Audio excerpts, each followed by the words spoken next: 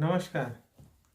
चलिए, आज की बात की शुरुआत भी एक कहानी से करते हैं। पिछले वीडियो में भी मैंने इसका जिक्र किया था कि शायद हम आगे ये बात करें किसी कहानी के माध्यम से कि सन्यासी कौन होता है, सन्यासी वृत्ति क्या है। आइए आज जो उसी कहानी से आज की बात की शुरुआत करते हैं। बहुत समय हुए एक राजा हुआ करते थे। राजा का नाम इसलिए हम नहीं ले रहे हैं कि अगर मैंने नाम बताया तो आप नाम पर फोकस हो जाएंगे, जो काम की बात है उससे आपका फोकस हट जाएगा। बस आप यही समझिए कि बहुत समय हुआ, काफी समय पहले की बात है, जब एक प्रसिद्ध राजा हुआ करते थे। एक बार की बात है, उनके राज्य में ये चर्चा चली कि कोई बहुत बड़ा सन्यासी उनकी राजधानी के बाहर नदी किनारे आके अपनी कुटिया बनाया है। ये जो महात्मा थे, जो साधु थे, जो सन्यासी थे, उनकी बातें सुनने, उनसे ज्ञान चर्चा करने, उनका आशीर्वाद लेने नदी के तट पे काफी भीड़ लगने लगी। काफी लोग उनसे प्रभावित हुए, उनसे मिलने जाने लगे। राजा तक भी ये बातें पहुंची। राजा के मन में क्या सूझी, उन्होंने महात्मा जी को, उस सन्यासी को राज दरबार में आने का निमंत्रण भेजा। सन्यासी आए और राजा ने यह सोचा कि इनसे हम ज्ञान की बातें करने के पहले इनकी परीक्षा लेते हैं। उसने महात्मा को प्रस्ताव दिया कि आप कुछ दिन हमारे मेहमान बन के रहिए, हमारे राजमहल में आप मेहमान बन के रहिए और हमारा आतिथ्य स्वीकार करिए। महात्मा ने कहा कि ठीक है। राजा ने अपने विश्वस्त सेवकों को लगाया और यह सुनिश्चित किया कि महात्मा जहां ठहरेंगे, वो सन्यासी जिस कक्ष में ठहरेंगे, वहां राजसी सुख सुविधा की सारी चीजें उपस्थित रहें। उन्होंने महात्मा को ठीक उसी सुख सुविधाओं में रुकवाया जिसमें राजा स्वयं रहता था। मतलब राजा के मन में यह भाव था कि हम परीक्षा लेते हैं, और उन्होंने महात्मा को राजसी सुख सुविधाओं से भर दिया। दिन बीते और इस तरह से राजमहल में उस सन्यासी को रहते हुए 1 महीने हो गए। महीने भर बाद राजा ने सन्यासी को वापस राज दरबार में बुलाया और सीधे ये प्रश्न कहा कि महात्मन, आप पिछले 1 महीने से राजसी सुखों का भोग कर रहे हैं। कहां गया आपका सन्यास? कहां गया आपका वो ज्ञान जिसको आप नदी किनारे बैठ के हमारे ही राज्य के लोगों को सुना रहे थे?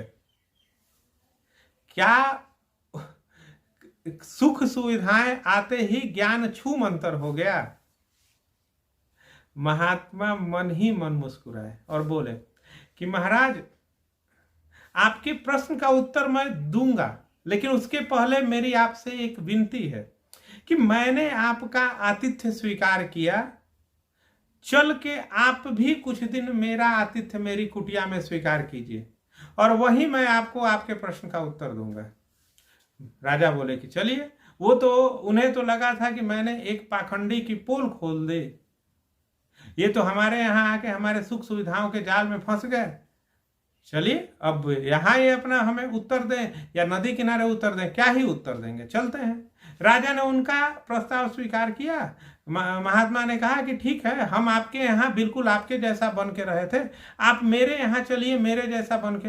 राजा ने वहीं राजसी आभूषण, राजसी ताज, राजसी वस्त्र, जो सुविधाएं थी, उनका त्याग किया। महात्मा की तरह ही एक आम आदमी की तरह साधारण कपड़े पहने और उनके साथ चले। उनकी कुटिया में पहुंचे। किसी तरह राजा ने 24 घंटा काटे, 2 दिन काटे। तीसरा दिन होते होते राजा को होने लगा असुविधा, बेचैनी। कहां राजसी सुख सुविधाओं का आदि व्यक्ति, एक स्वयं में राजा, इस जंगल में नदी किनारे कुटिया में कैसे रह पाता?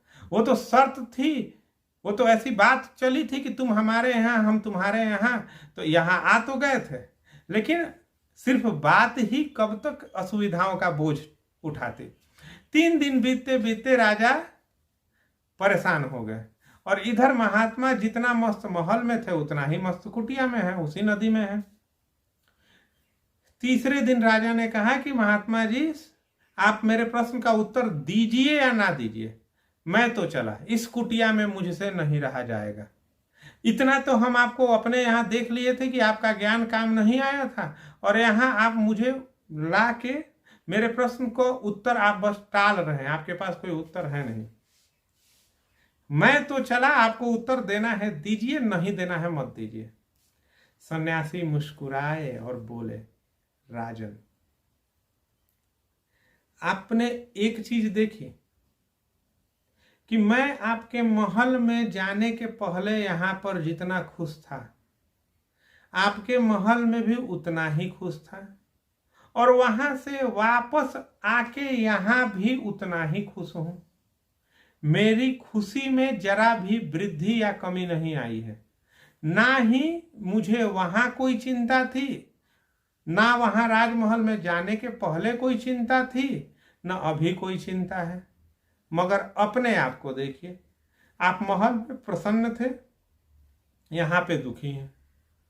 आपकी प्रसन्नता या दुख आपके परिस्थितियों पर निर्भर करती हैं, जबकि मेरा प्रसन्नता या दुख मेरे परिस्थितियों से बिल्कुल स्वतंत्र है। और यही असली सन्यासी वृत्ति है। असली सन्यास का गुण यही है कि आप जहां भी रहिए, आप वहां रहिए, वहां की स्थितियां आप पर हावी ना हो जाए। यही असली सन्यासी वृत्ति है। असली सन्यास यही है कि आप महल में रहे या झोपड़ी में, आप गांव में रहे या शहर में, आप वन में रहे या नगर में, आप सुख में रहे या दुख में, अगर आप निर्लिप्त होके, विरक्त होके रह सकते हैं तो यह सन्यासी वृत्ति है। सन्यास के लिए यह जरूरी नहीं है कि आप वन में जाके रहें। सन्यास के लिए यह बिल्कुल जरूरी नहीं है कि आप हिमालय में जाके रहें।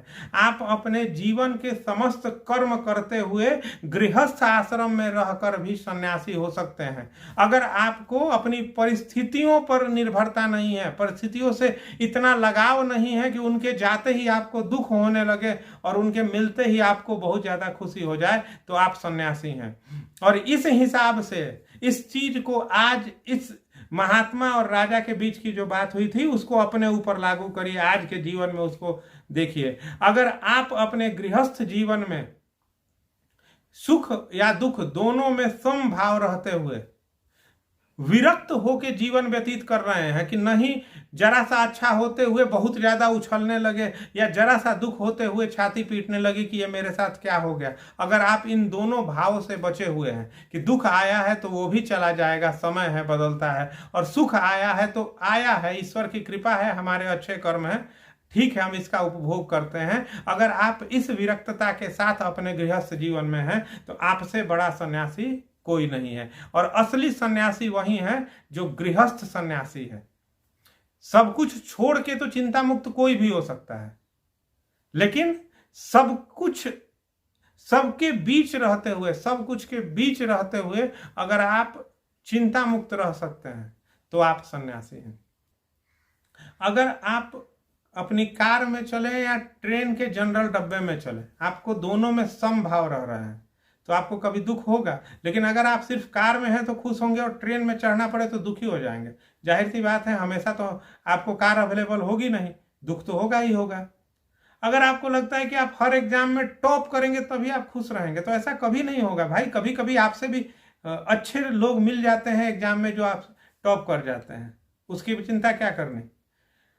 ये जो भाव है, यही भाव अगर हम यह गृहस्थ जीवन में यह सन्यासी वाला जो भाव रखते हैं, तब जाके हमारा जीवन सुखमय होता है, दुख की मात्रा कम होती है और हम सफल भी होते हैं। और जरूरी नहीं है कि सन्यासी बनने के लिए आप गेरुए वस्त्र पहने या बाल बढ़ाएं या हिमालय में जाएं या बहुत सारी मालाएं पहने। वैसे भी बाबा तुलसी ने यानी तुलसीदास जी ने एक जगह लिखा है कि जाके नख और जटा विशाला ते ही तापस प्रसिद्ध कलिकाला, मतलब कि कलयुग में उसी तपस्वी को लोग बहुत प्रसिद्ध मानते हैं जिसके जटाएं और नाखून बहुत बड़े बड़े हैं। ऐसा नहीं है। अगर आप अपने गृहस्थ जीवन में मन में संन्यास भाव रखते हैं, विरक्तता रखते हैं, बहुत ज्यादा किसी से, इतना ज्यादा किसी से आसक्ति नहीं रखते कि उसमें उसकी मात्रा में जरा भी कमी या उससे जरा भी दूरी आपको परेशान करने लगे, तो आप सन्यासी हैं। आपके जीवन में आनंद की मात्रा बढ़ेगी, दुख की मात्रा, दुख की पीड़ा कम होगी, सुख का स्थायित्व ज्यादा होगा, जीवन में सफलताएं आएंगी, मानसिक शांति रहेगी। स्वास्थ्य और मानसिक शांति ही स्वास्थ्य को जन्म देती है, उत्तम स्वास्थ्य को जन्म देती है। खैर, कहानी भी हुई, कहानी के ऊपर चर्चा भी हुई। वीडियो अच्छा जरूर लगा होगा। अच्छा लगे तो लाइक करिए, वीडियो को शेयर करिए, अपने और घर वालों के और मित्रों को सुनाइए शेयर करके। चैनल को सब्सक्राइब तो जरूर ही कर लें। जल्दी ही फिर मिलते हैं किसी और वीडियो में, तब तक के लिए नमस्कार।